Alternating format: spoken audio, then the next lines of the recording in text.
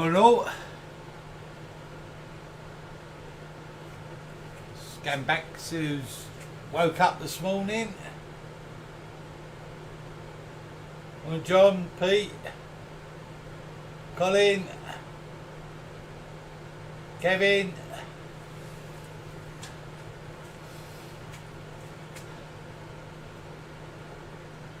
Kevin, morning Ed.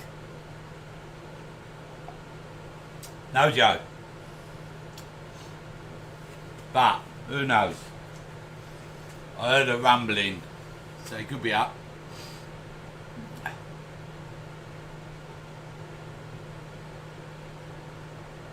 Early morning coffee, yeah. Morning Mick. Morning Fred. No Joe Fred.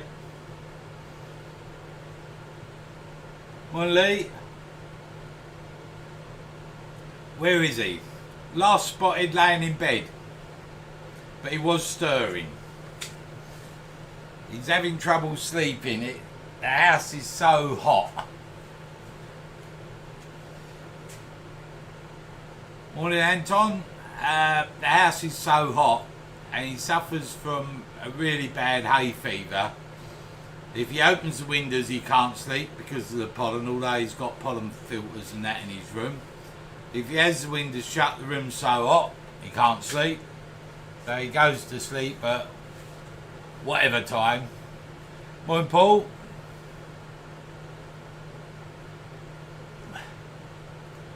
Pete, no, I haven't found your piece of wood yet.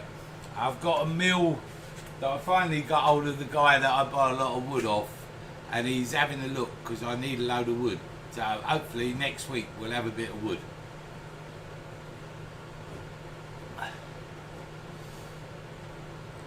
Morning Nigel and Alison. Morning Colin. I woke him up 3 times. Karen's come over, she's taking over today.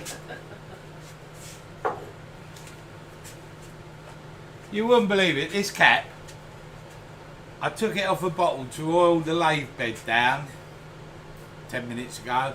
I've spent 10 minutes looking for it. I've just gone and put my cup down and there it was. Don't need glasses, I need a brain, that's what I need.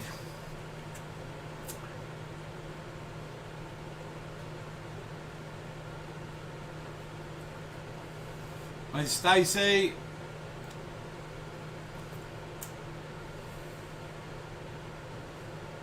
Morning Michael. How the devil are you?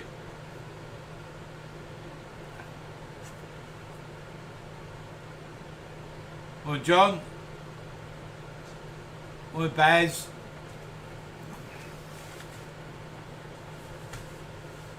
Morning Robert. It's not 10 o'clock yet, we don't start for another 6 minutes. Morning Stuart. Morning Clive, happy Saturday indeed. Morning Trevor. Morning Andrew.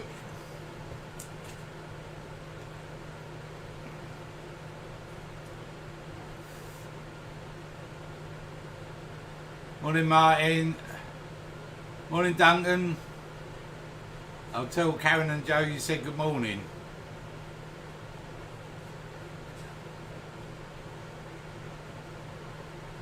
There's a lot of misters going on this morning, is it? Be Polite Day or something? 8th of August, Be Polite Day.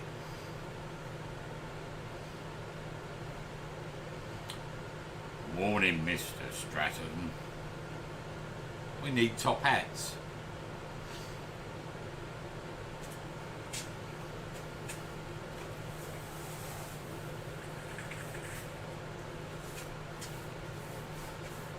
Morning, Andy. This old smock's a bit warm this morning. Morning, Wivey.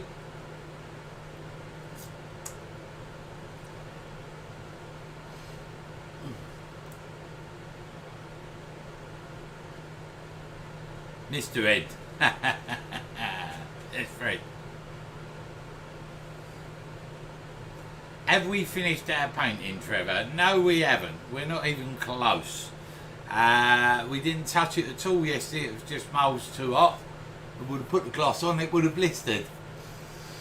we nearly finished one side, and then the plan is to go to the big end. 3 floors of wood, lovely, but not in this heat.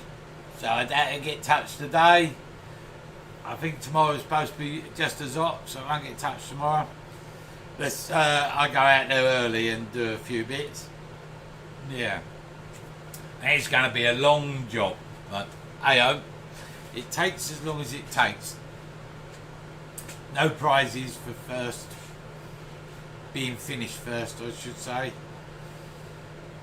We've got a plan. What we're going to do is do a side. We're going to get it done, and then we're going to start on the first side again and slowly work round a side a year. Morning, Derek.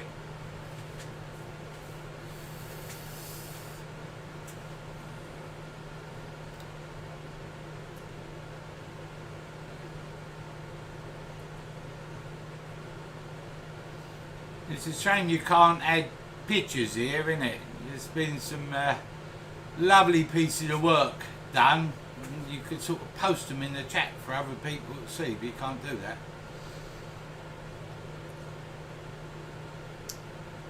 Morning, Shay.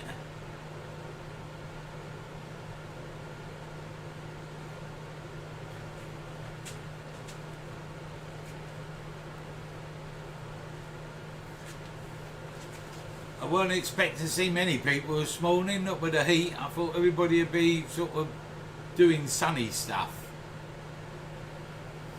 Morning, Steve.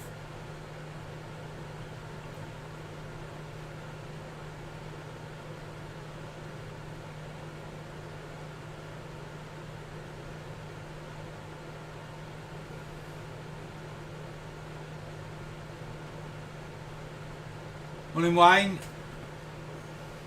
A lot of good mornings, isn't there? Good morning, good morning. Perhaps I'll have a little tune.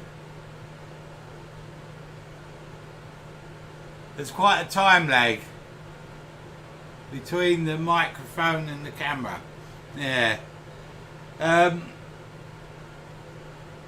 not a lot we can do about that, really. It's all as normal. I just won't talk. I'll just go like this. Well, I turn the mic off and everybody can't hear you.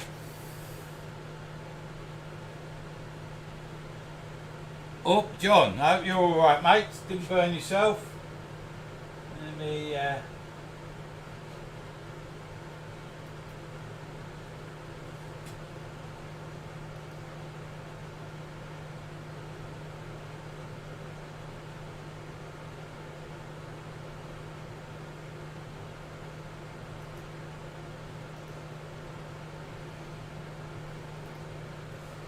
No, I can't see anything now. I was just having a look to see if there's anything I could do instantly that would improve things. Morning, Nick.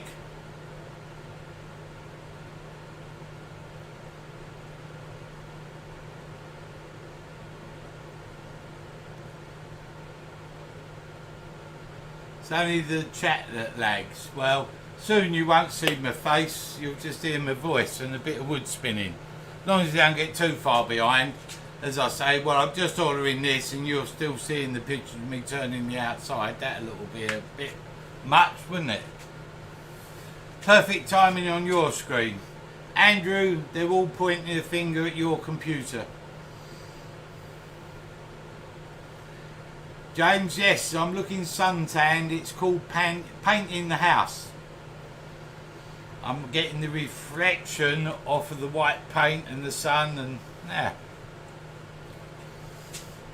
So, where are we at? Oh, we're 10 o'clock. So, morning everybody. We are 10 o'clock. It's live and it's Saturday. Fun Saturday. Here we go. Now, what I'm going to start with this morning is a demonstration on. We're going to do a box, textured and painted. But I wanted to do a little demonstration to show you what the problem was last week. A lot of comments in the chat that the head wasn't aligned, and that would throw it all out. And I sort of said, yeah, okay. The next morning I woke up thinking about it, and I thought to myself, I don't think that's the problem really, because you can turn with your headstock twisted out. It runs centre off the spindle. So I thought, well, I don't see that. Morning, Amanda.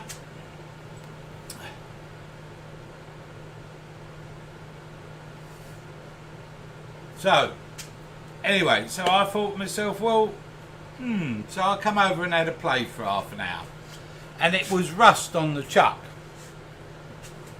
My little chuck here, where I'd still got a bit of surface rust on it now, but where I was spraying acid to the reactive paint the week before, it built up quite a surface of rust, and some rust inside the chuck and all over the jaws, and it was throwing it out. So to demonstrate this, I thought, well, I'll show you. So at the moment, let's go overhead. If I bring this up, well, it'd be better with a kiss test, wouldn't it? So you can see it. Hold on a second. Let's put a point in there. Not pushed it in far. You can see those 2 points are out. Okay, so our headstock is definitely out of alignment. So if I put a chuck on, there, and I've just pre-drilled one of my special blanks with pieces missing.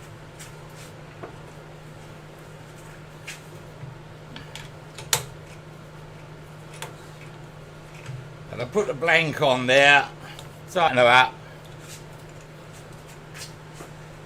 Now I'll bring the tailstock up just for a bit of safety, and what will happen is the centre hole will open up because we're not spinning on true centre, but I'm not worried about that. This is for the purpose of you guys. Safety specs. Wouldn't like to be under a safety shield as well today. Hot enough with the old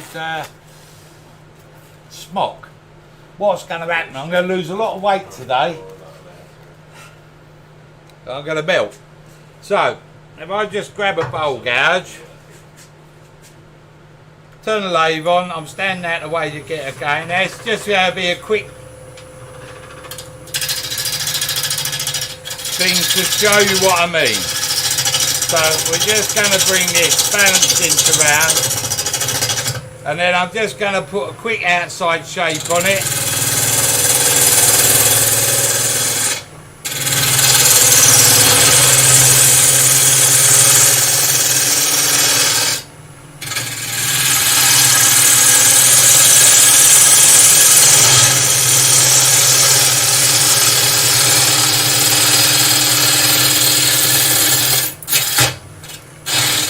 This is a bit of butchery, really.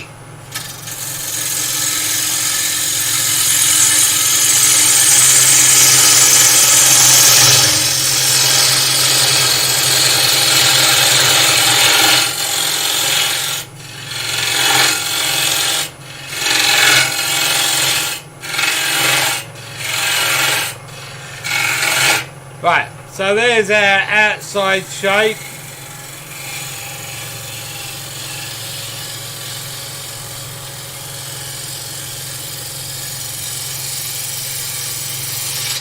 All running fairly true. Can't leave that bump there.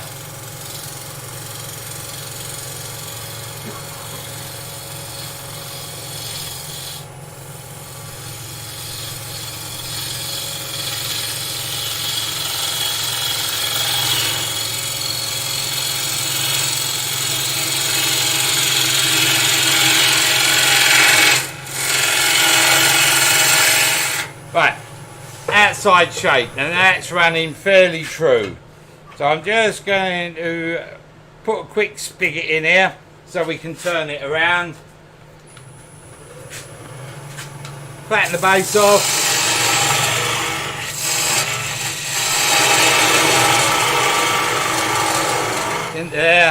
then we want a spigot.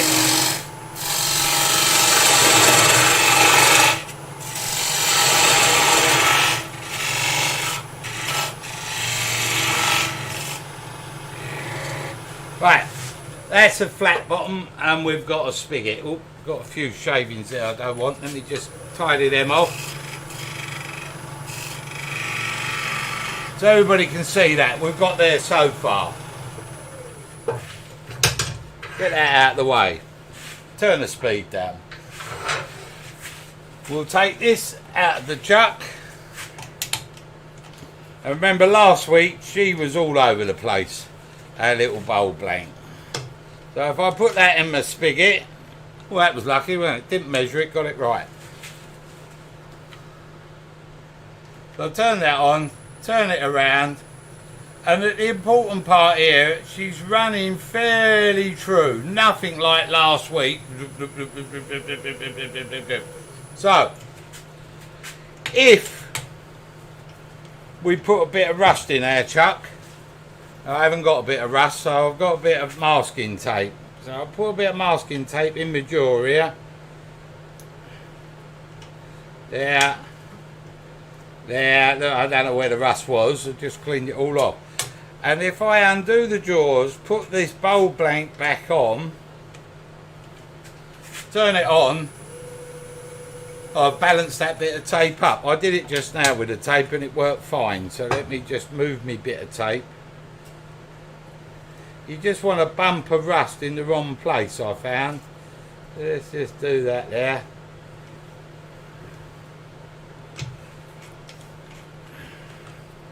Pinch that up, that looks square. And now you can see she's started to bounce. Not a lot. So we put another bit of rust in. The thicker the rust, and I don't know how thick it was quite thick in an area, the worse it will become. Let's just put a little bit of rust up there. The rust is peeling off there. I'm just trying to exaggerate it so you can see. Don't forget the bank was a lot bigger last week. From the outside the jaws look tight, and now we bounce a little bit more. And if I put a bit more rust in, or tape,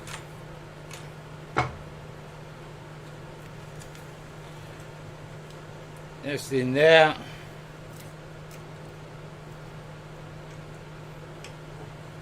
Do that. That's right. And now we start to move a little bit more off centre.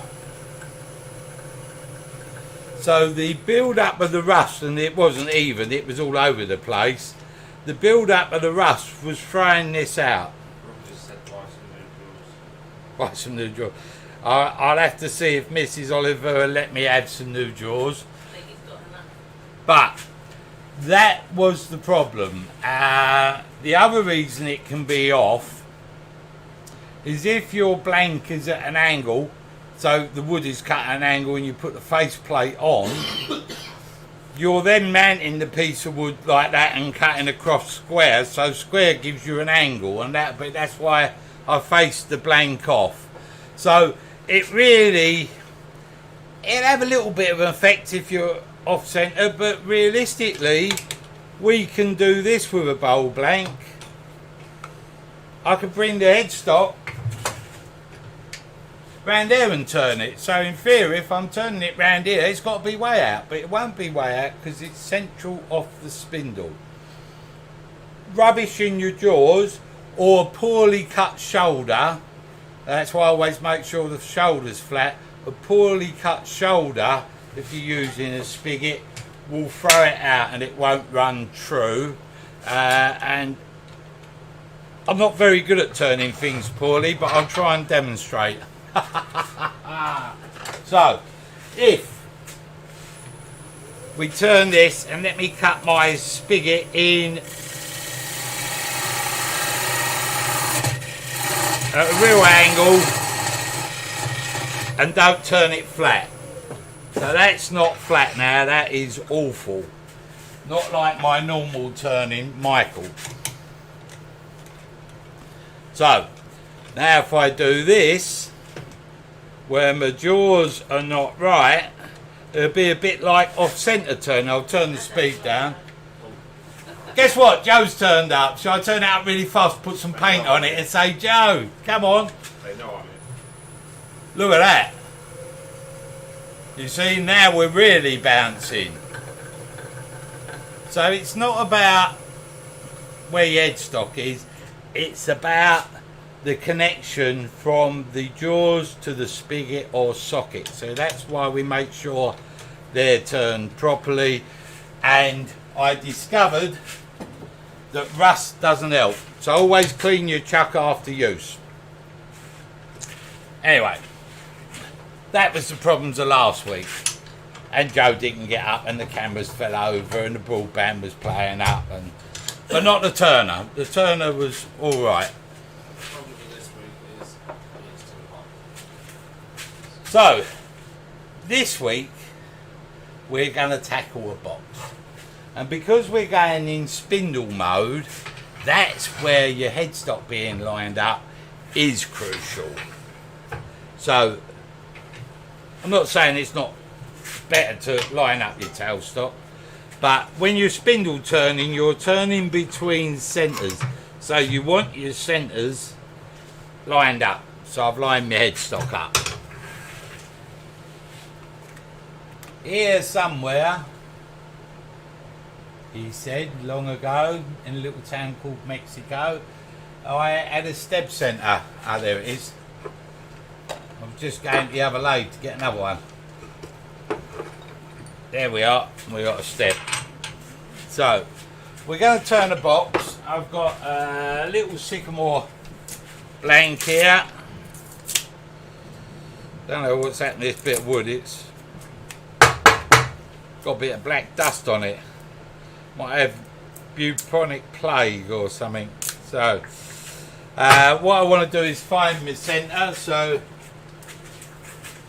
we can see that there. I'm going to measure, draw a line corner to corner. Get my rulers on, there, corner to corner, in the centre.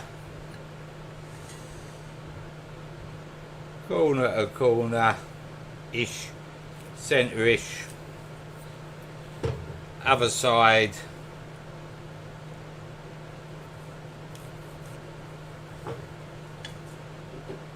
And the other side. So that should be our centre marks.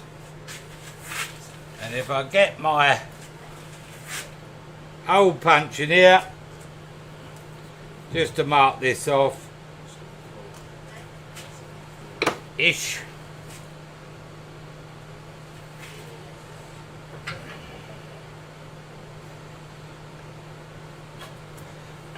Lock that down, wind that in there. Get the stem to bite. I'm tapping through the headstock with the knockout bar. Give it another twist. And we should be somewhere there. Lock tailstock down. Bring my tool rest up. So I'm about there. There. Now lock it all down. Stand out of the way, turn the speed up.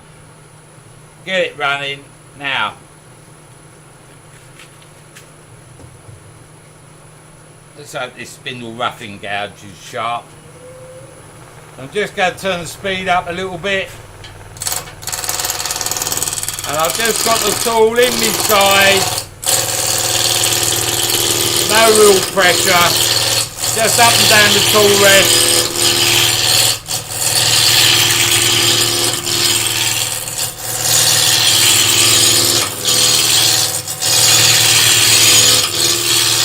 Now you can see I've got my hand up shielding my tool. All that's doing is stopping the shavings coming back in my face, but you've got to make sure you don't put your fingers the other side of the tool rest.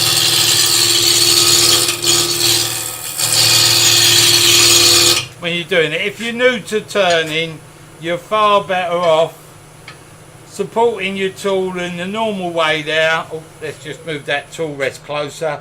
And the other thing is you shouldn't be able to get your finger between your tool rest and your workpiece in case you get a catch. So you would do it like this. Whatever grip you prefer, pinch, overhand, and just do that. And all I'm doing there is leaning my weight to the right and then back to the left. To the right, to the left. Okay?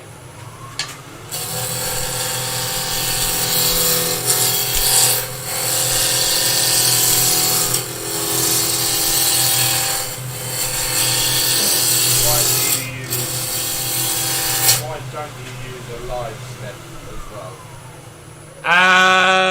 Because I haven't got one over it. It's over on the other lathe.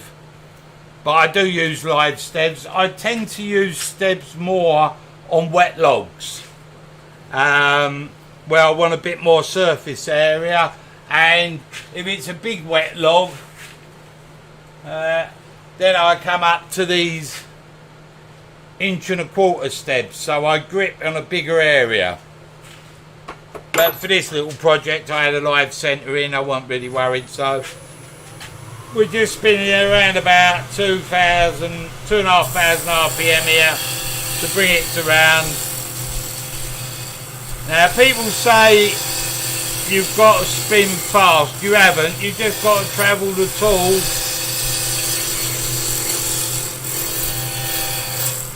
at the speed the wood's coming over the cutting edge. Now, if you're new, or even if you've been turning some time, if you stand there and think, oh, this is a bit dangerous, that's spinning a bit fast, don't do it. Turn your speed down. You can turn at any speed. If I bring this down, we're at 900 now. It just means I travel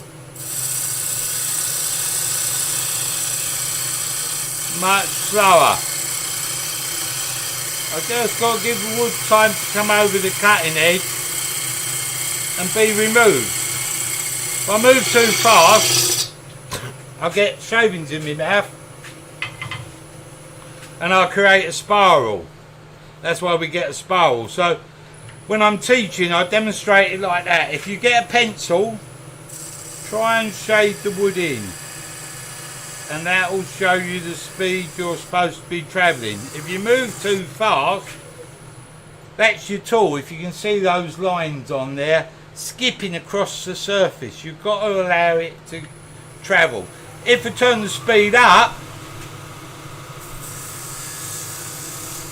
I can just move that pencil that much faster and still shade the wood in. So that's all it does for you is speed. You may get a slightly better finish off the tool spinning faster, but by and large, learn to travel your tool at the speed you're travelling at. So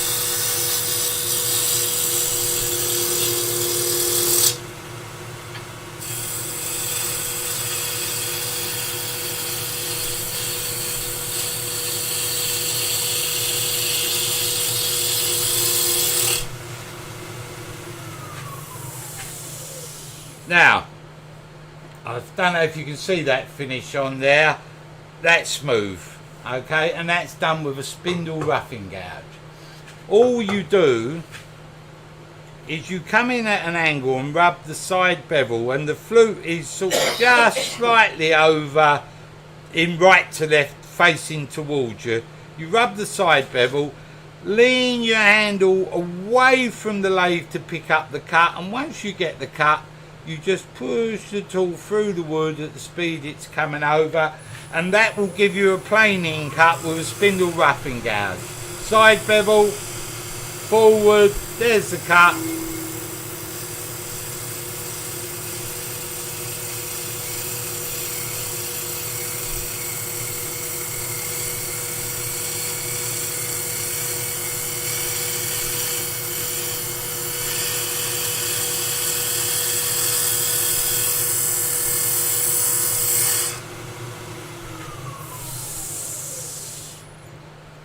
And there's a finished cut with a spindle roughing gouge. Okay, so that's our spindle roughing gouge. So this is going to be our box. I want to square the ends up and cut a couple of spigots. So my way, obviously,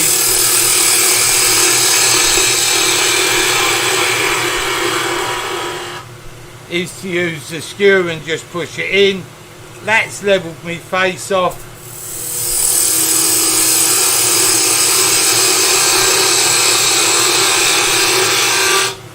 And that should be my spigot about there.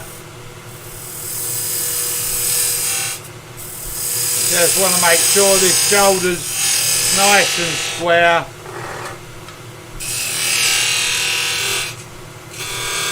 And that spigot's not too steep an angle. Now I might have gone a bit small with that spigot. What you get for not measuring. Measure twice, cut once, isn't it? I'm about there-ish. Let's have a look. Yeah, I thought so. I went a bit small with that spigot. Let me just tidy that up.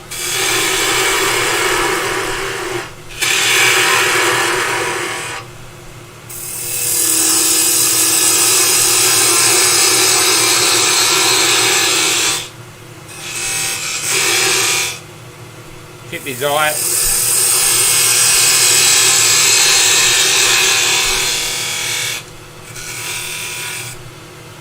That's better. Without. So that's spigot at one end. Now we want to spigot at the other end. We're spigoting both ends.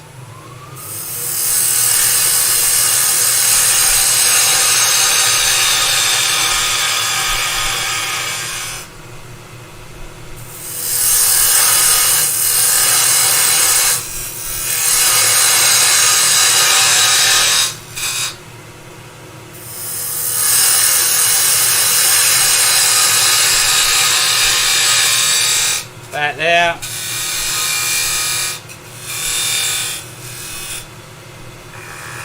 That's flat. I'll double check that, make sure. That's about there, that'll do. Could have a couple of mil off of it, so let's just do that. So then we've got our spigots. Can't see a thing out my glasses, they're all steamed up. It's already really hot in here. We got fans on and everything. So there's our spigots either end. Now we want a lid to our box. Doesn't matter where our lid is. So our lid is going to be about there.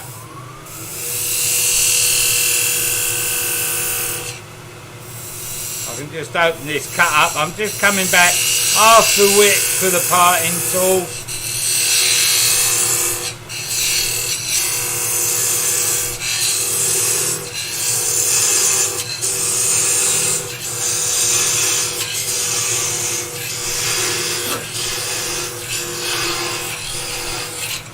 As I come into the finished bit, I'll just turn the speed down a little bit.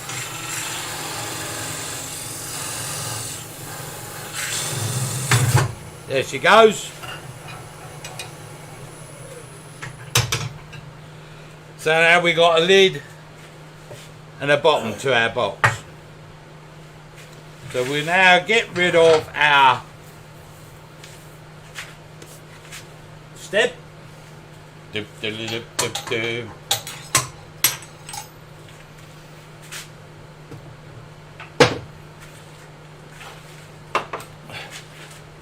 Get our chuck.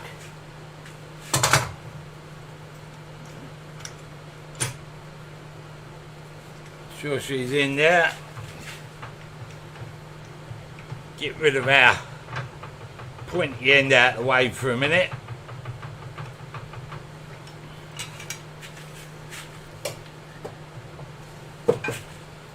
Ooh.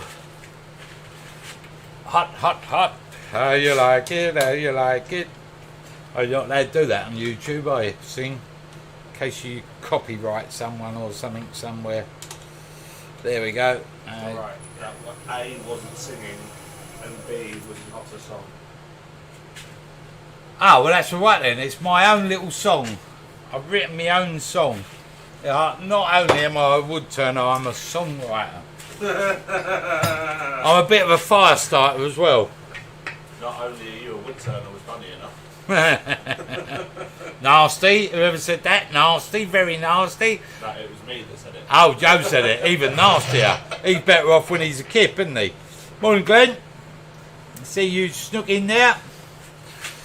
Right, so we're just going to face this blank off a little bit, and then we're going to cut in a shoulder, and then we're going to hollow it out. We're not going to use a Forstner and drill down. We're going to just use a spindle gouge to hollow out. Mike wants you to wear that. Mick Stratton, you're barred. Go. I could actually put him on a time out. I have that ability now. So I'm just coming in here, face this blank off a little bit.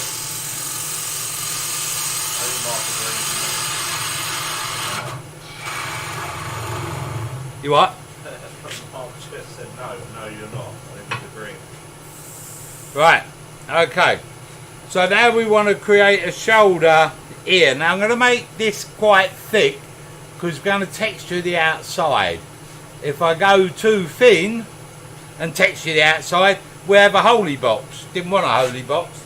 So what I aim to do is put a shoulder in somewhere, parting tool, about there.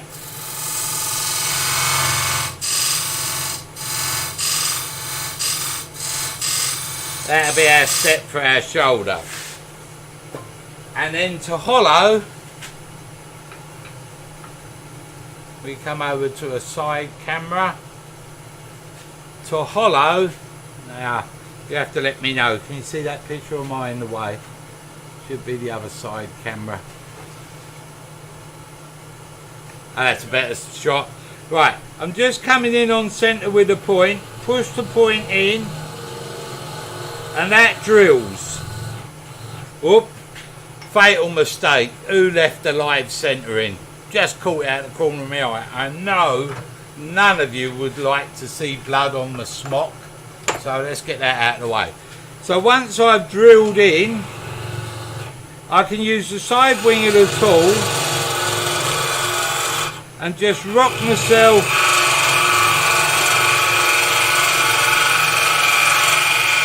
over the lathe.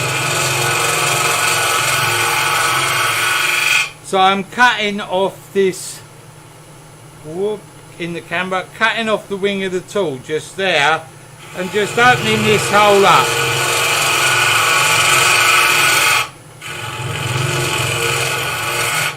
And then I can go back in, drill some more, get it on centre.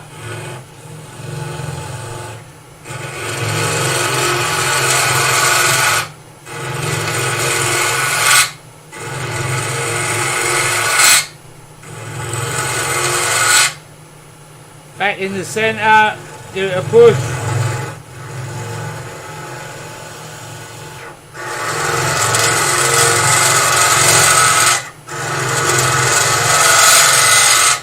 And then I'll just bring this out a bit more. So this is where our shoulder's gonna be. Just there.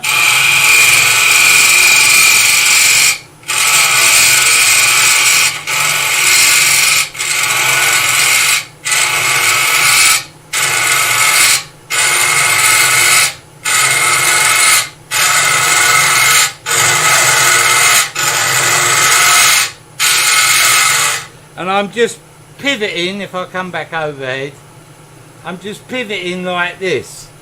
So this hand, the left hand, is holding the tool and allowing it to pivot on the rest, and that's what's hollowing me out.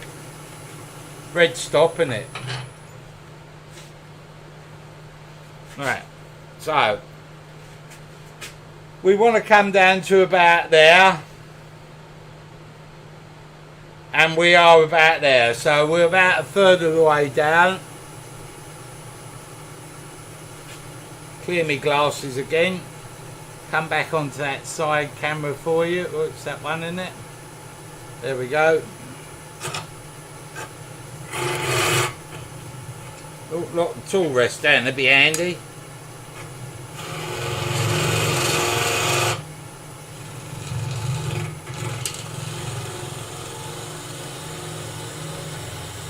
Push the drill.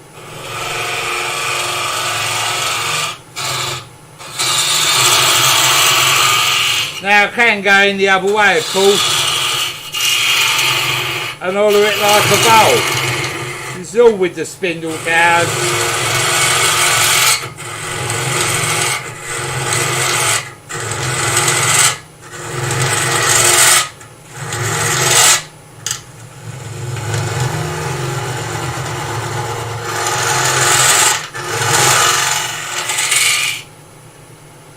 We just check our depth. I keep forgetting what colours stop. I keep pushing green. Like pushing anything really. I can't see through my glasses. Hold on. Let's have a quick clean up of my glasses. Bit of paper towel. It's like being in a sauna.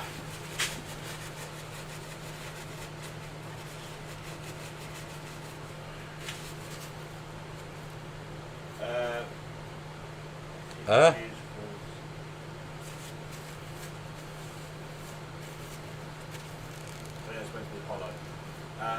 Paul Smith's asked if you can use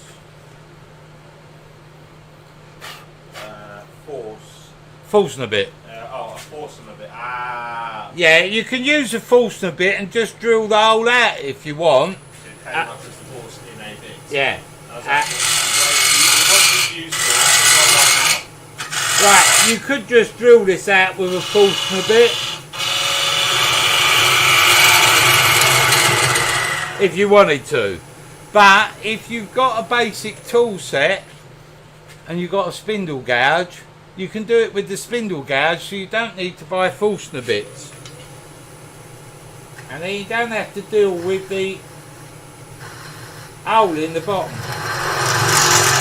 Because you can do that all while you're just hollowing it out.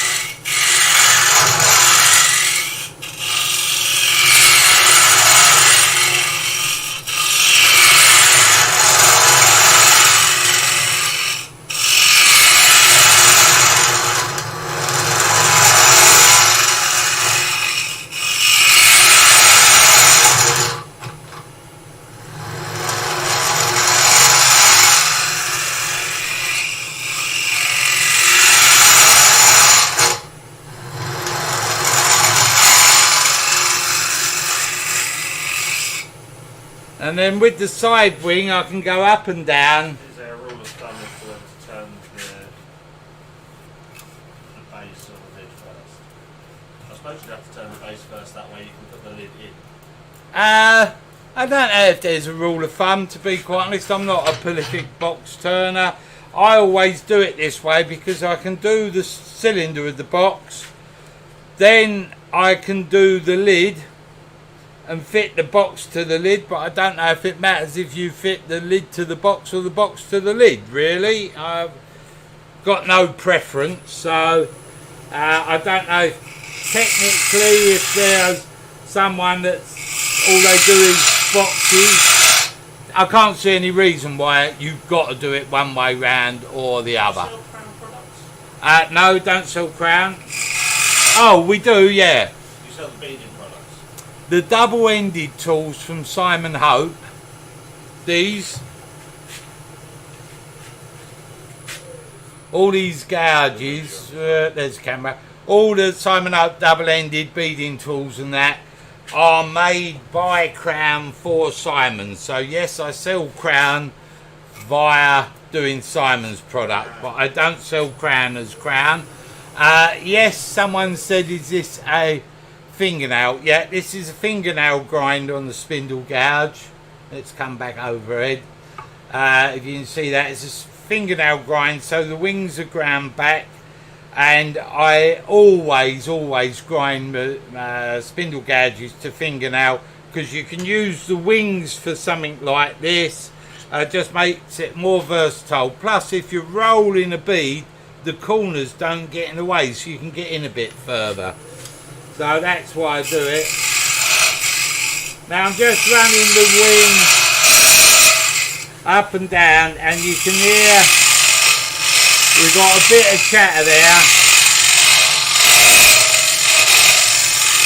We're a bit over the tool rest, it doesn't matter, but you just lightly.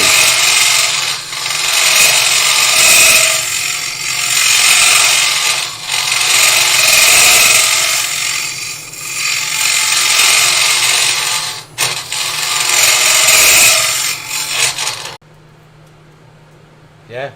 Right. Hello, we should be back. We seem to have lost. We lost OBS. Don't know why. I thought I'd fixed all that, but no. It didn't seem to be a broadband issue, and we've now lost cameras again, a bit like last week. So it's not just me. Joe's having a play with it, and it's done it. So what I was saying was, I don't know where we got to. So quick recap. We hollowed with this tool on this side wing down to the bottom. We got our depth roughly where we want it. There, we could go a little bit deeper, but we've lost 10 minutes messing around. Thank you for staying with us, whoever stayed. So I come across. If I want to tidy the bottom up, I could go in with a square scraper or a scraper to tidy the bottom up. It's not a bad finish, it's not great on the inside there, but if I was doing it for a proper piece, then I would do a little bit more. So what I want now is a little skew or a skew. I just want to make this shoulder a bit deeper for my box that's flat. So I'm just coming in. Yeah, Joe's leaning over, messing around with cameras. So I've got a little shoulder for my lid to pick up on. What I do now, you've lost the camera? No, you haven't lost the camera. What I do now is I use my vernier to get a dimension for the shoulder that I've got to put on my lid, which is about there. Okay, so I'm going to take my box out of the chuck, the base of my box, like so, put that down there, and put my lid into the chuck, tighten down on that. And now what I want to do is just face that off slightly, make sure that's tightened down, it's end grain, so as tight as I like, because Joe's right in the line of fire here. So I bring my tool rest up. I'm sorry. Just been hitting the head with a camera. Watch out, low flying camera about. So now I'm just going to come along and just face this lid off with a very fine cut.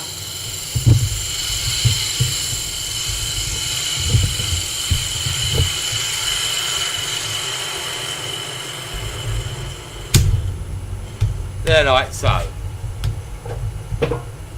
And then I use my vernier to mark a line like a spigot. So I move the left hand point in or out until the line lines up with the right hand spigot. Don't forget, it's the left point only that touches the wood, not the right, because that'll catapult off behind you. And if it catapults off behind you, you only want that to happen when there's someone behind you want to get rid of. So now what we got to do is we're going to cut away a little bit of this part here, because this bit is going to sit inside my lid. If I was doing a grain matching box, I would do it the other way round, and this would stay solid, and I'd take it away No, I wouldn't. I'd still do it the same way round. I'd probably put an insert in actually. Wow, isn't like that? I'd put an insert in so the grain married up. We can do that on another demo. So what I want to do now is just take down the outside of this box a little bit. I'm going to bring my tool rest up and I'm going to use my skew, if I remember where I put it, just here, and I'm just going to come in I'm watching the line on the opposite side.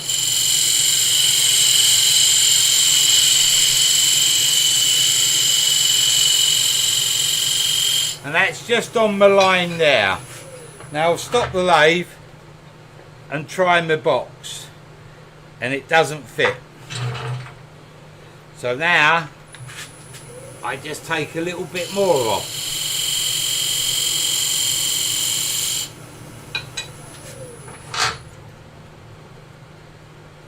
And I'm still not there. We're nearly there, but not quite. And we do it a little bit at a time.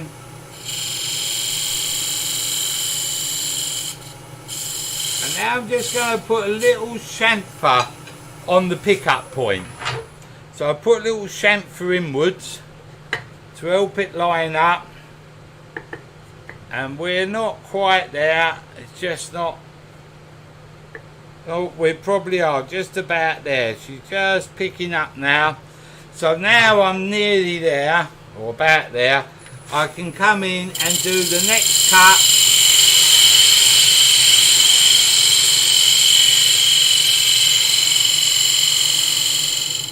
Just up to where I was. This is where I need my glasses on. I brought my glasses in with me so I could see what I was doing of. That's it. With just a little squeak, we're nearly there. So I'll just come in. Now with my glasses I can see a lot more. And these are very fine. It's just a bit of dust that's coming off on the end of the gouge. Right, what it's trying to do is auto-focus all the time. Yeah, no, that camera, that's why it's not up there. Joe's just moved the camera over. That is, it jumps. Yeah, it's side on. Try and get that one back. Oh, you can't. Well, yeah. No, it's all right. We're back to the same problem as last week. I bought a couple of Logitech Stream cameras, and they try and be ultra clever. And I need to download the software for them to try and turn something off because they keep jumping.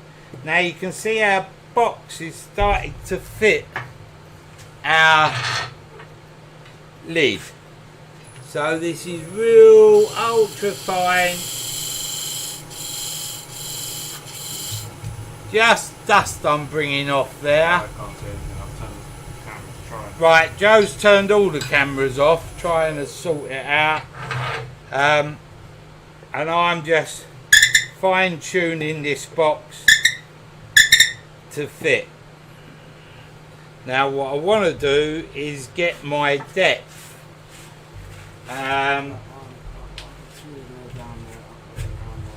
Just get the side one on the side.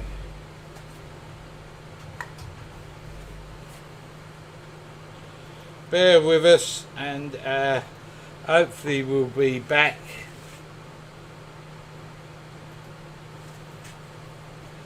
I'll stop for a minute until we come back. Right, that's the overhead. Right, are we back? We're back. The overhead. Right. Please turn it off also.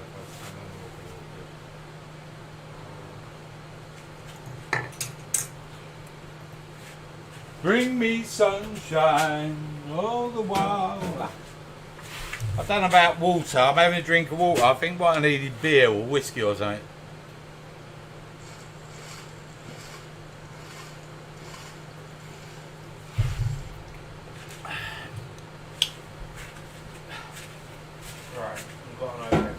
Right, we've got an overhead camera. Let's go live. Okay, so what I was saying is I use my vernier just to get the depth for my little lip there. And where I cut the chamfer, I'm just that thickness off. So now I can come in, clean this face off again, and just get down to the right sort of depth. So if I spin this up, I'm just going to take off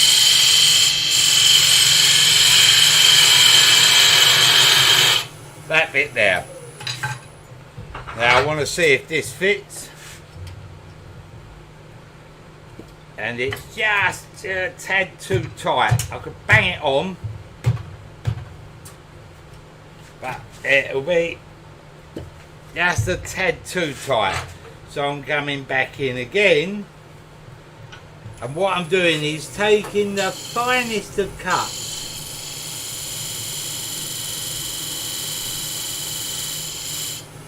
and you should see on the camera there it's pure dust. It's just real light stuff because we really don't want to take a lot off of here again, and you see that fits much better. There, okay. Now we're a little bit out, and what I think it is we've got just a little bit out on the shoulder. That rocks. So I've got to come in, it rocks. I've got to come in with this and just square this shoulder up, but I don't want to take too much off.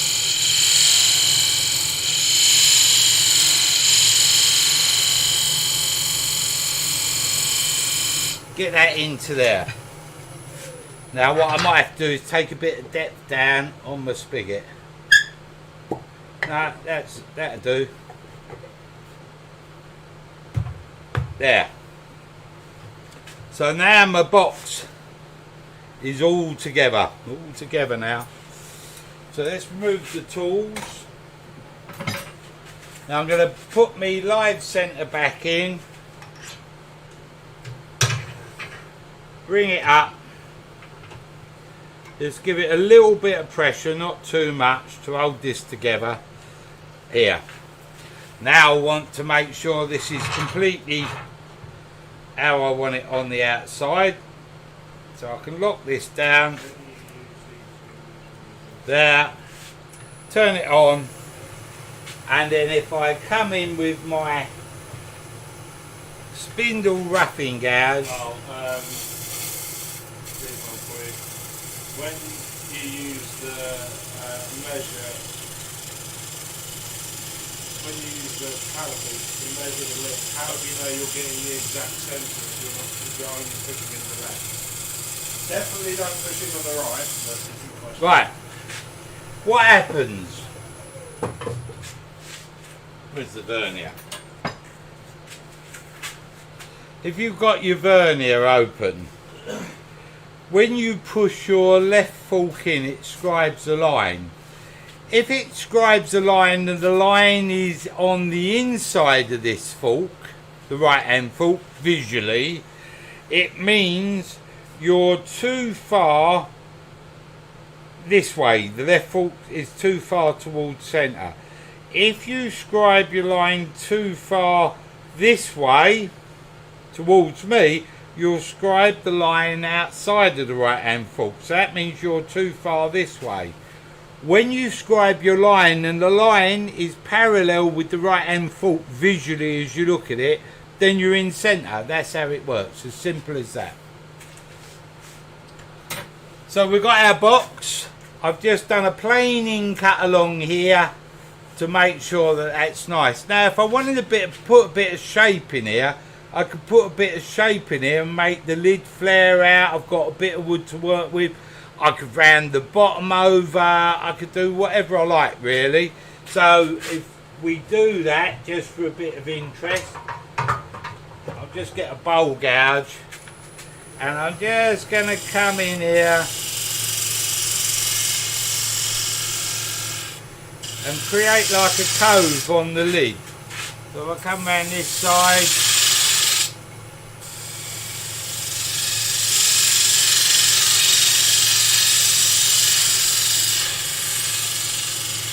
and I lose that there. I can create a bit of a cove on the lid if I want to. So if we stop that there, we've got a little outswing on the lid. I could bring this down and bit of shape into the bottom if I wanted to. So I can just come round and just tuck the bottom under a little bit.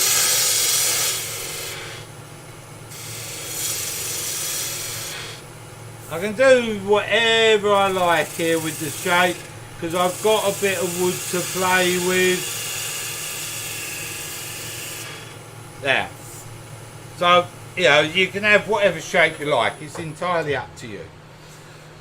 So now we've got that to there, what we're going to do is we're going to stain it. But before I stain it, to make sure I can't see any torn grain, I'm just going to quickly give this a little sand. It's not going to be a sanding lesson. We're just going to go in with a bit of 180. I don't think there's any marks there that needs any more than that.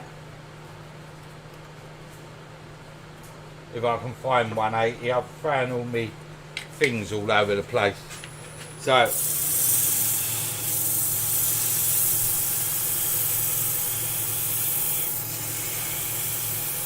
bit of 180 there.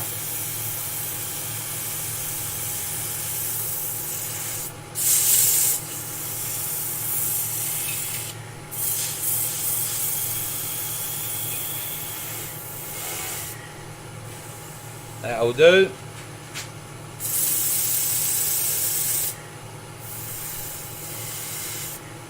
There. Now, if I want to do anything to the bottom here, I can start tidying up the base of the box at this point, just with a little gouge. I don't want to touch the spigot because I can turn the box around and around at the moment how I like, but if I wanted to tidy up the bottom, I've got a little bit of torn grain there, I can come in. I don't want to get a catch because I'm just on a bit of a friction, but I can just bring a nice fine cut in here.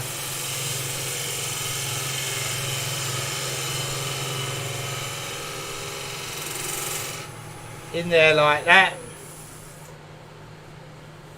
That's tidied that edge up. It was caused, the rip out's caused by using the skew pushing in really hard.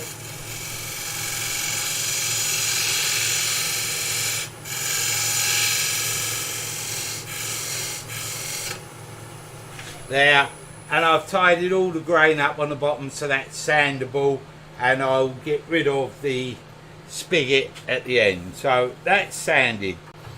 So what I'm going to do now is colour our box. Oliver goes mad, he's going to put on gloves. The reason I'm putting on gloves is I'm using chestnut spirit stain, and like the name says, I don't know how to put on gloves. I'm trying to put a thumb and a finger into one finger outlet. So you see how often I wear gloves. And the spirit stain anything, including you. So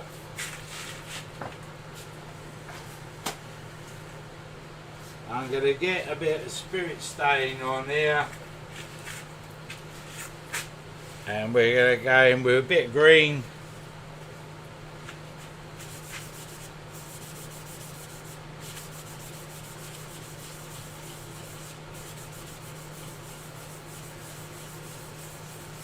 Realistically, I should have sanded this better.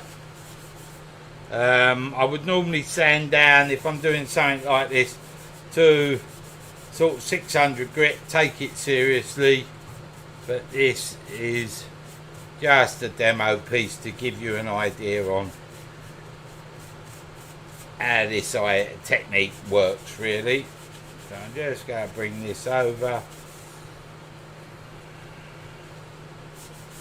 Now I could turn it around and tidy up the lid a bit more.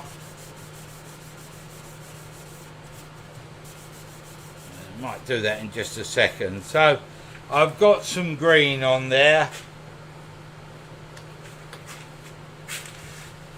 Now if I want a multi-coloured box, I can bring in a bit of blue. Still using the same bit of paper towel. That just darkens up the green really.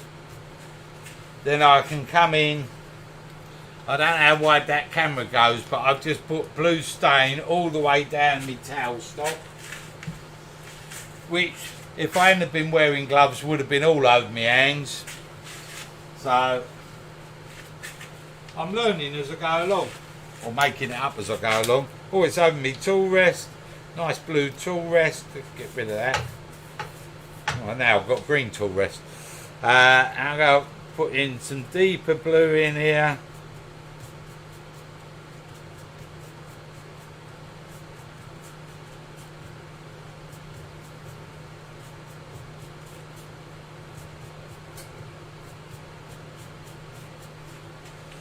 There, you could do anything with this, you know, you could use your ebonising lacquers and decorate your box.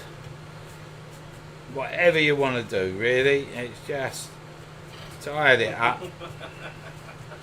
There. Derek said, what else would we expect? It's all over the shop, so it might as well be over the towel stock too. Now we have a bit of yellow. It's over the floor as well, Derek. Fortunately, I miss me. That's the most important thing. And you see what happens when we put the yellow on? It makes everything so vibrant. That's a good word, isn't it? Vibrant. Vibrancy of colour. Oh, someone's got a word J calendar. There we go. And we can blend that all together with the yellow. There.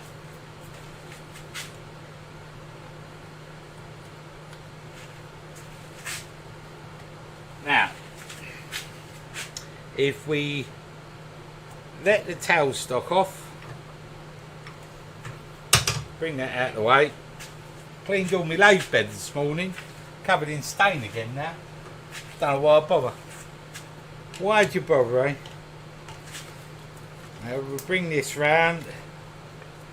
We'll bring this over because we can tidy up the lid now as well. Maybe I should have done that before I started staining, but not going to worry about it too much. Just tighten down on there. Bring my towel stock up to pick my point up.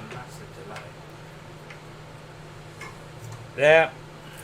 And I'm just going to tidy the top of my box up now and blend it in with my colour. I could do something completely different. I could texture the lid. But I'm just going to bring this around, turn the speed down, turn it on. There, that's not too sad.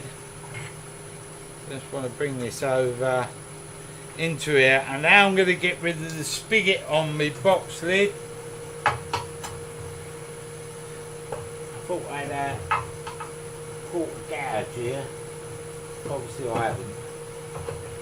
So let's use this one and speed up.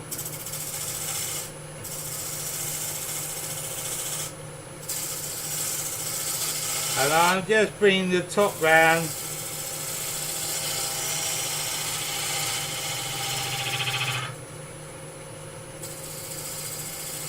There, just rolling my wrist over as I come round, twisting my body into the lathe. And we're going to have the contrast, we could have the contrast of the wood on the top.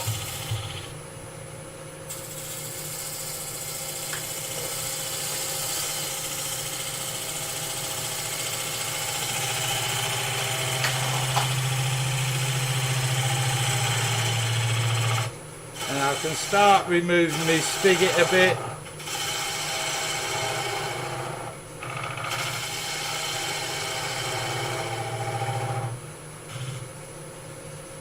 this around.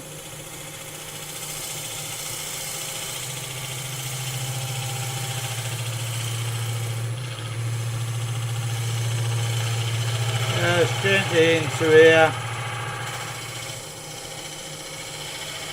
And then roll that over. I'm just rolling my wrist over as I go in here. So I'm twisting my wrist over and letting the cutting edge cut.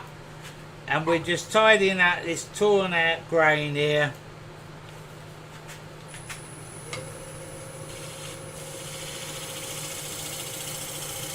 Just off the tip of the tool, nice cut, just gently.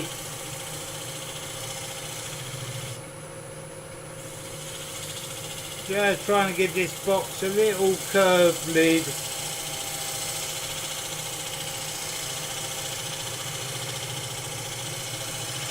Just travel at the speed that the wood's coming over the cutting edge. Roll that into there. And then I'll just roll this over.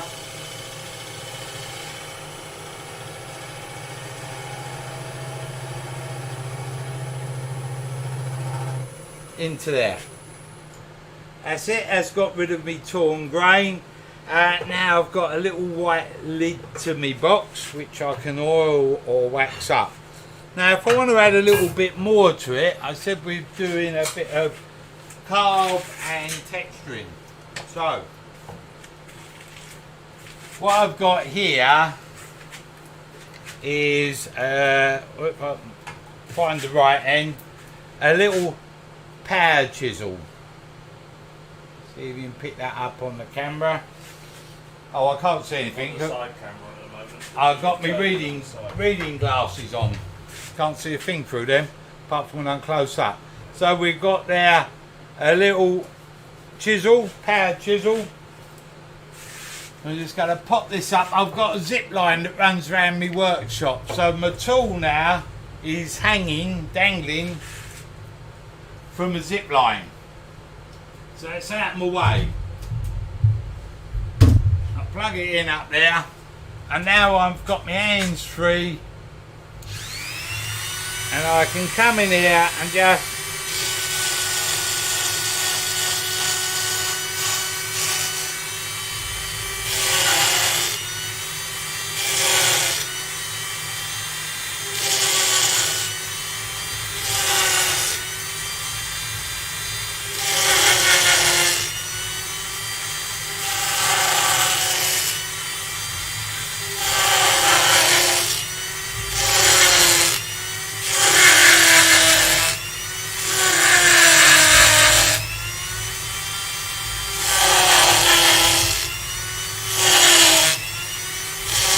I'm just coming in, I can make them deep or shallow.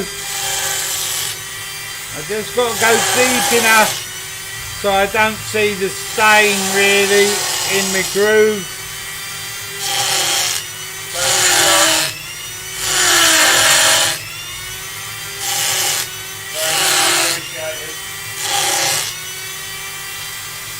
Cheers John, that's kind of you.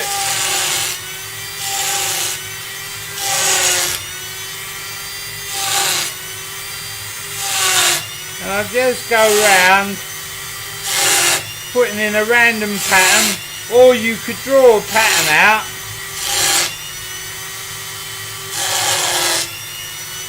Draw a pattern out and go round and do the pattern.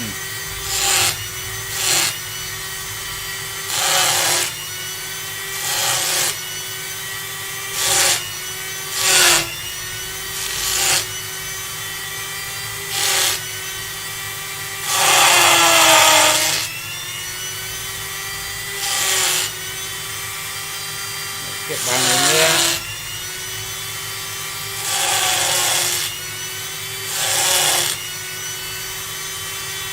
There we go. I think we might put one in there, a little one. Little one in there.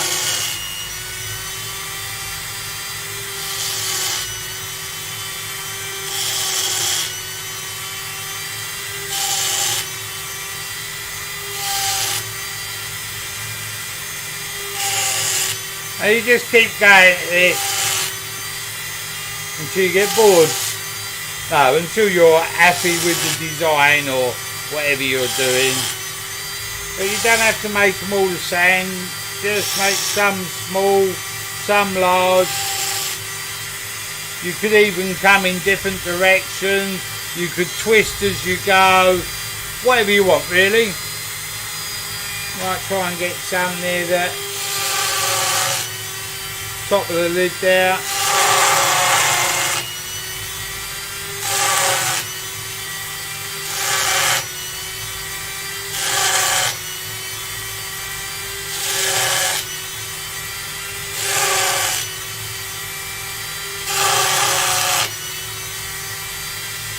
Something like that, that'll do. You've got the idea. What power chisel you've got? This is just an Axminster cheap power chisel. I don't use them much, so it's just something that I picked up to do this sort of work with. I don't do a lot of power chiseling, but I just thought it will show you something different for the box. And I'm guessing you got the blades from Axminster. It come as a little kit. I think I was up there doing a training day when I went up and did a hat day with Andrew Hall, and we was wandering around the shop. I think it was 30 quid, and I thought, oh, I've always wanted one of them, like I needed it. So it was just the right thing at the right time. So now I've just got to tidy up my lid. Now I can tidy my lid up in one of two ways. I could either hold on to this and do that, or I can do this. Hopefully, if I take that off of there, because my hands are a bit covered in paint, I can take my box out of my chuck,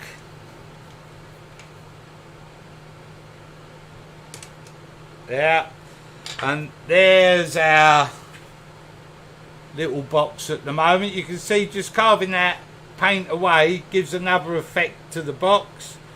Now if I park the box there, put that safely down somewhere. That you could do with one of those, because you could use it to help cover up all the tooling and sanding marks.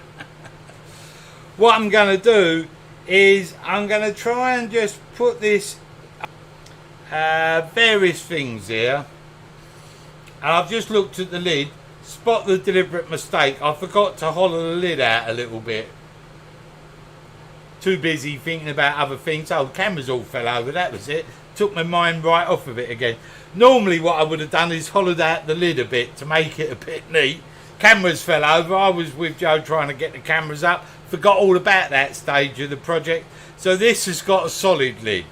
But, so what there would be is a recess in here. And I can put the jaws in, expand them out, and then that I can turn away this last bit of pip, you see. Now what I'll do, because I haven't done that, hopefully I can show you on this bit. If I expand my jaws out like so, that's gripped my box. That's what I was going to do with the lid. I'll hold my hands up. Oliver's made an error again with the onslaught of cameras and OBS falling over. I think your error was doing a live woodturning show. I think, yeah. Joe's just said he thinks my error was doing a live woodturning show. Should never have started it. What I might do is I'm going to go online and look at OBS seriously. It might be another bit of software. This is second week running, it's all fallen over. Pat Carroll was talking to me last week, and he said, clear your cache down, do this, do that, shut all your programs down. I'm using, anybody into computer technology, I'm using a new generation i7 mini tower with 32 gig of RAM in it. It runs no other programs. I only have it running OBS. And we just checked the processor. We were barely using 1.5% of the processor capability, and it fell over. And the only thing we can put it down to is the broadband just drops down enough OBS goes, oh, where's me signal gone? And it goes into implode mode. And when it implodes, it seems to take out cameras, microphones, wood turners, anything in its path, really. Even takes out Joe. So, you know, the saga of the broadband, OpenReach, still heard nothing from them. Nothing at all. So, if we were, imagine this is the lid, we can now come in with expansion mode on the chuck, just gently, because we're in expansion mode, not on a proper fixing. We can come in and just tidy up our bottom. We would tidy up our top in the same way. I'm going to do a bit of improvisation on the top in a minute, so we get rid of that bit. But I've got no pressure on my gouge here as I do this. It's just literally a little bit more weight than the weight of the tool. I'm not putting my full weight behind it. And before you say anything, Mike, well, I know I'd push the lathe over with my full weight. So don't be nasty, don't even think it. So I'm just peeling away this bottom. And if this was my top, I've got a bit of a dome going on my top, haven't I? So I could just carry that on.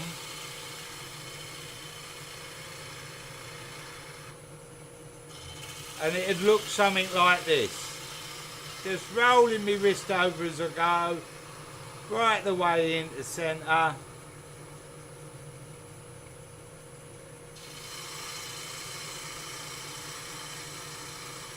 I'm not leaving this on the bottom, obviously, as it wouldn't stand up, would it, Michael? I know what you was thinking.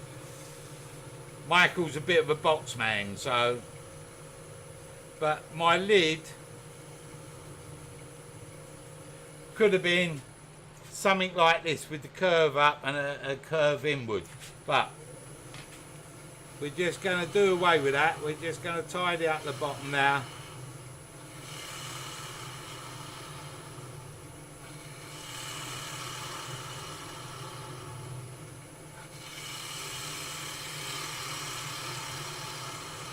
I just lift my handle slightly as I get into the middle.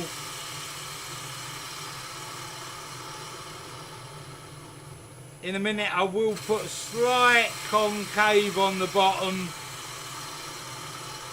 So should this piece of wood move, it will always stand up quite nicely.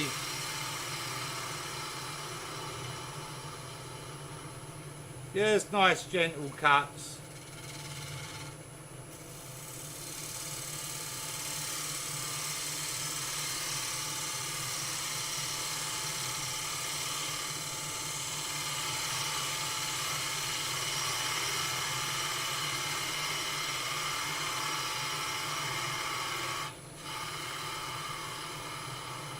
I released the cut there because I thought I was just taking a bit too much as I go into centre.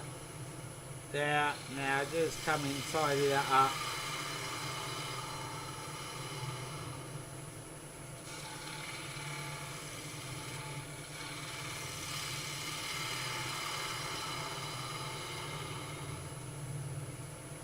Thank you very much, Pat. Right, so... Thank you, Pat, it's very kind of you. So there's our bottom, and then we'd sand our bottom. Now, I would do the top in the same way, but I'm not going to be able to do the top in the same way because of our computer glitching. I forgot to hollow the inside of the lid of the box. So, now I've got this little bit to deal with. And I think what I could probably do, if I put that, now I put little lines on the top, they line up. What I'll do, what I really do, I know what I'll do. I shall get my Longworth chuck.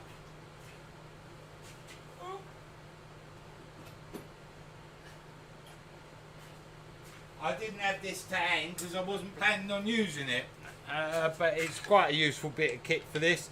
So I've got my Longworth chuck here.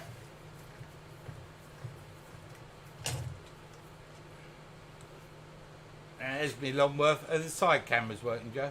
Yes, or the side, one of the side ones. I've just got to push a button, see if I can find you. That's a blackout. That one. There's a side camera. Turn the speed right down. So I've got a Longworth chuck, and what I'm hoping there's just enough on here to pick this up. I'd sooner show you the safer way of doing this than an ad lib way of trying to grip it on the box. There, I think that'll do it. I've just brought the Longworth chuck up. I'm just going to tighten down a couple of these rubber bungs. If I go the opposite face over here, just open it. I'll grip it enough. I think it will. If there's a will, there's a way. Bang this into here. I'm just tightening the rubbers down. I'm trying to see that's lined up.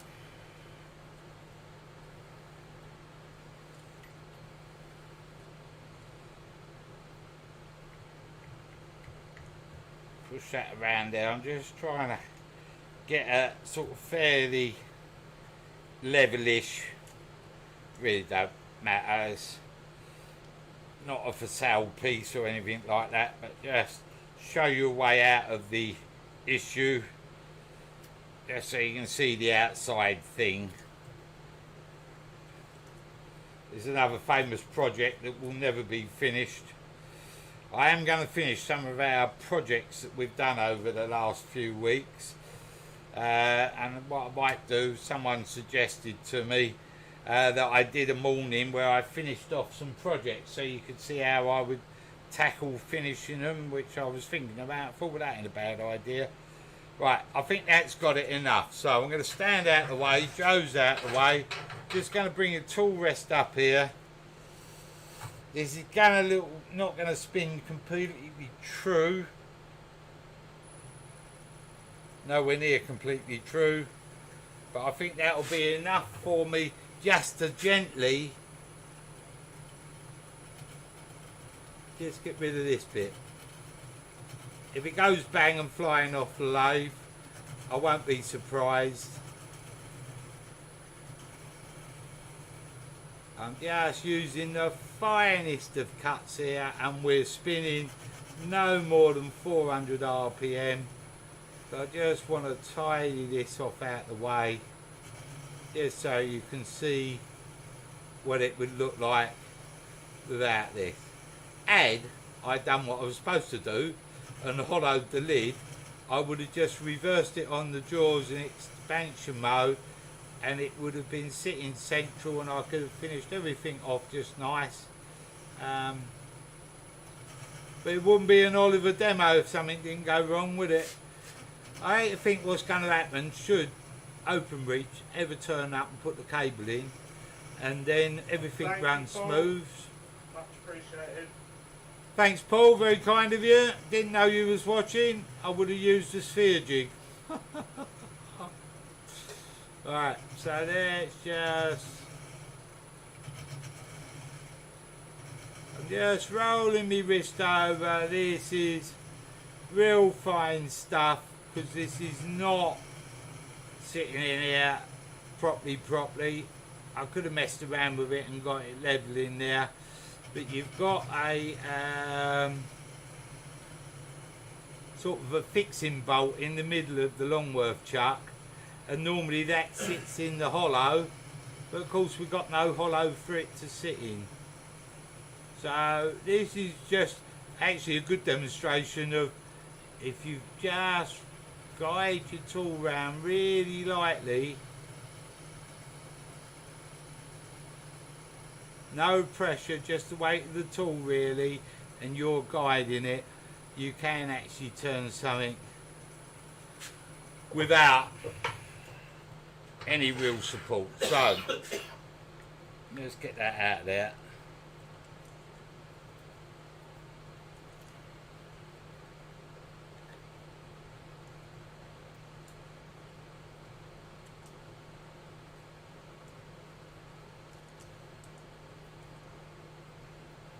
Loads of turners do these sort of coloured boxes with a bit of carving in them. I think I saw Les Fawn do one. He does a really nice box with a bit of carving out of. So that's worth having a look at. Now what I've got to do obviously is where I've now put a carving through is line them up. No, not there. Let's find the big one that lines up with that. That'll be about it there. So there's the lid of our box. There's our little box. Bit of carving, bit of colour, and you can see where the stain is. Carving through to expose the wood just adds another little feature to your box. There we go. And something different that would normally be polished up obviously and the la-di-da-di-da, but there's our little box, our little textured carved box with computer problems, with everything else that goes on in the Oliver workshop. Paint on the lathe, a little bit of paint on me, not much. I had gloves on, you know, paint on the floor, paint on the chart. No paint on the smock today, so that's pretty good. Sorry? I'll just, there, the overhead camera's gone, isn't it? There you go. There we go. I've got the face on camera for you. Where's that? Ah, right, I'm back with you. I thought we had lost this camera as well, so there's our little box. There's me dangly motor to me carver. What there is around the workshop is a zip line that goes round, so I can just anywhere come along and clip on with these carbinas and have my tools hanging down so they're not dangling down my feet. Brilliant idea. Not my idea. You might have guessed that, as it's brilliant. I spent a couple of days with a fella called Stuart Mortimer. A lot of you will know Stuart Mortimer. I know there's a lot of social media turners that's probably never heard of Stuart Mortimer. If you look up Stuart, his work is world class. He's an Thank you, Brian. He's thank you very much, Brian. Very kind of you. Stuart is a very gifted, very professional, and very highly skilled turner. I can't emphasise how skilled the man is. I was fortunate to spend 2 days with him, learning his technique for hollowing and spiral twists. His work is out of this world. You want to have a look. But Stuart, in his workshop, had this zip tying going around. I said, wow, that's a good idea. What do you do with that? He said, well, I just hang my tools off of it when I want them. What? Come straight home, in went a zip line. Brilliant. So I use a lot of power carving tools and micromotors and different sorts of motors. When you're trying to use them, you've got them balanced on your lathe bed and they're vibrating, and cabina on the zip line is hanging down beside you, and you're free then to use both hands. It's a great way to do it. So that's our little box. Little story yesterday. I get an email. Now, I'll tell you about this because it might be Sir Edward one day. I get an email from a girl or woman, and she said, I would like a £15 gift voucher, but you only sell £10 gift vouchers on Oliver's Woodturning. So I said, sent her an email back. I said, not a problem. If you want a £15 voucher, I can generate you an electronic gift voucher. So email back, and she said, Thank you, Nick. that's very good of you. Yeah, that would be fantastic. Thanks very much, Nick. Very kind of you. So she said, that would be fantastic. Oh, how do I pay? So I said, well, I can send you a PayPal request, or you can phone me and pay over the phone. So I get an email back saying, I'm going to phone you. So bit later on in the afternoon, yesterday afternoon, I get a phone call. And it's this woman, and she said, I need to pay you for a £15 voucher. She said, can I get a receipt? So I said, of course you can get a receipt. Who would you like it made out to? She said, I would like it made out to the Duchy of Cornwall with a London address. So straight away I said, oh, if I'm selling you a voucher for £15 and this is going to the Duchy of Cornwall, does that mean I can have one of those flash emblems above my door with the plumes and everything? And she said, no, you can't. I said, oh. So she gave me the card details. I said, I do hope that's a Coots bank account. She said, yes, it is actually. She was really friendly, quite good fun. I said, oh. So she's gone, and I said to Karen, should I phone her back and tell her card's bounced? Would have lost another customer. Anyway, so I did all the things, sent it off to her, and I said, well, as I can't have the plumes, when would I get me knighthood?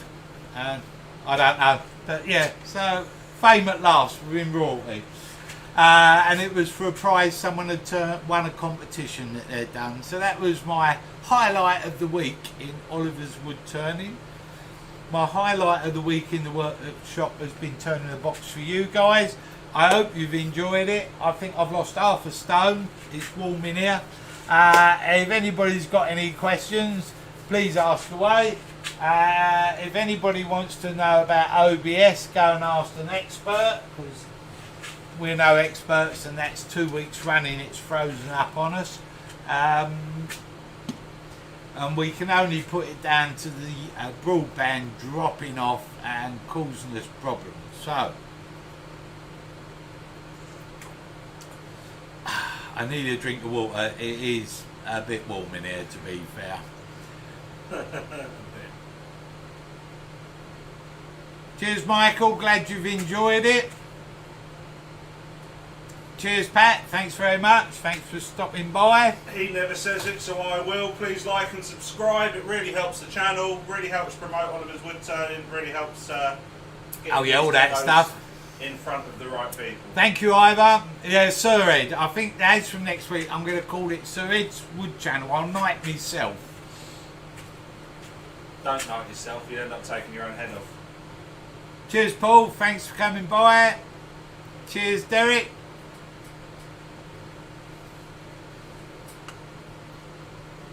Cheers, Paul. Thank you. Thank you very much. I don't know what these people are watching. Another excellent demo. Thanks, Brian. Thanks for coming by. Cheers, James. Glad you enjoyed it, even with our techno problems. I'm glad you all stick with us with our techno problems. Wouldn't be nice if you come along there was no techno problems, would it? Cheers, Roger. Be nice for me. Thanks, Mick. Thanks, Dave. Cheers, Mark. These are going a bit quick. Thanks, Clive. Cheers, Alf. Martin, thank you. Cheers, James. Cheers, Trevor. Clive asked what's the best finish to apply inside the goblet. Mike Walt, do you want to take that one? Cheers, Mike. Mike, are you demonstrating this Sunday or are you still down? Cheers, Simon. Thank you. If you want to drink out of it, there's a product, I think it's called Tretex or Tretex or something like that, which will seal to drink out of. There are some epoxies that you can put in which I think are food safe that you can drink out of. If it's just for show, then you can finish it with oil, wax, lacquer, whatever you like, really. But if you want to drink out of it, you just have to look into the toxicity of the finish. That was good work, wasn't it? Cheers, Chris. Cheers to anybody I just missed while I was waffling on there. Thank you, Brian. Cheers, Trevor. Hope you're enjoying your new spindle gouges. Glad you enjoyed the listening, Paul. Thanks, Fred. Mike is Cheers, not doing a demonstration. Engineer Monday. No Mike Walk this Sunday, so everybody can breathe easy, but he will be back. Sorry, Mike. Shouldn't say that, really. I know you'll enjoy it.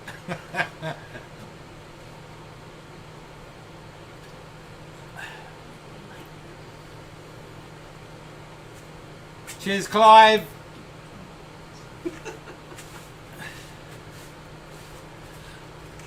Tell Joe to put his teddy in the fridge tonight. Oh, that was something that happened earlier. Very good, Michael. Yeah.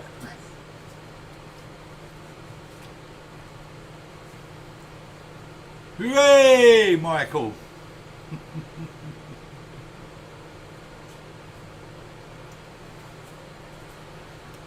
Alpha, I thought you'd enjoy your Pro Edge. Cracking bit of kit, you know, for wood turners, just to get their tools sharpened, profiled. So simple, so easy. It makes sharpening a pleasure, and you don't postpone sharpening your tools, so that's good. No Welsh sheep stuff this weekend. Oh, Mike. Has Barbara gone out? Joe has face fuzz. Yeah, Joe has grown a beard. It only took him 4 months, but it's worked.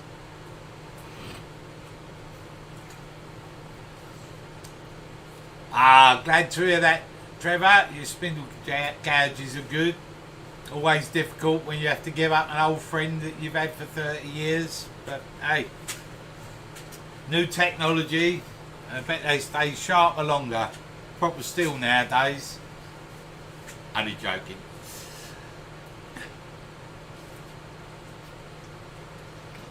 I've got to lose this smock.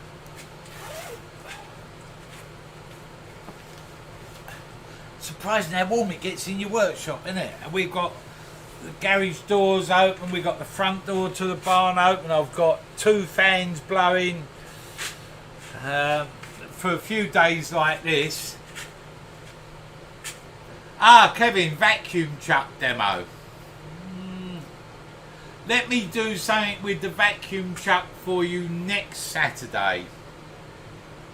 We'll turn some little saucers or plates and I'll show you how they fly off of a vacuum chuck.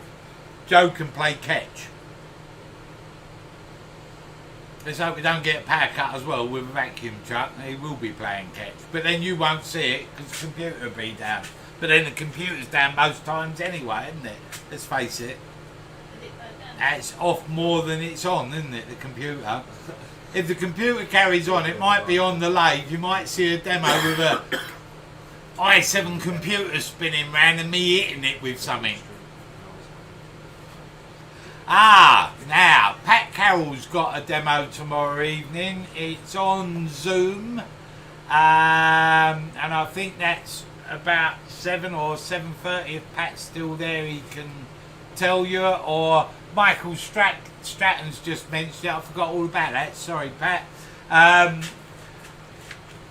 If someone knows Pat's timings tomorrow, I know it's Irish time. He always says Irish time. So if someone knows the time, post it on there. That'll be a good thing to watch. But it comes out, I believe, via Zoom. So you have to download the little Zoom app to watch it. Pat's an international demonstrator. He's been selected to do a demonstration for some world demonstration project, along with various other demonstrators from around the world. So that'd be a good demo to take your seats for tomorrow. And Pat does Meet the Turner on Zoom, which are really good. And I think the next one is Cindy Drozier. So they're good to watch as well. So just look up, if you're on Facebook, look up Pat Carroll, or he's got a website, look up Pat Carroll's website. There'll be loads of details on there, so well worth a watch and a follow. Or he's got a YouTube channel, so look that up, and you can see what's going on there.